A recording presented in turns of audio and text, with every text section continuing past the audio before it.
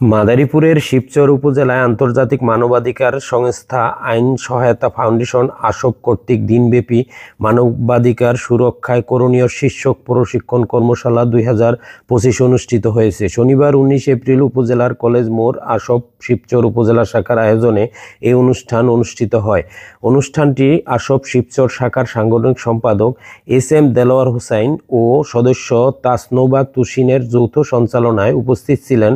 আসবের পরিচালক, প্রশিক্ষণ ও শিবচর প্রেস ক্লাবের সাধারণ সম্পাদক আব্দুল খায়ের খান,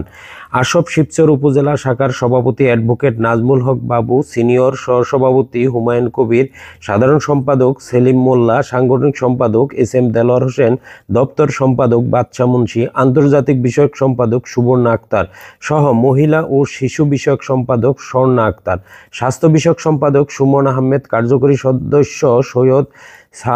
সালোয়ার হোসেন পথিক, মাতবরেশ্বর ইউনিয়ন শাখার সাধারণ সম্পাদক আবু সাইদ, চার জানাজাত শাখার সাধারণ সম্পাদক আব্দুল জলিল ঢালি, উমেদপুর ইউনিয়ন শাখার সভাপতি শহীদ আল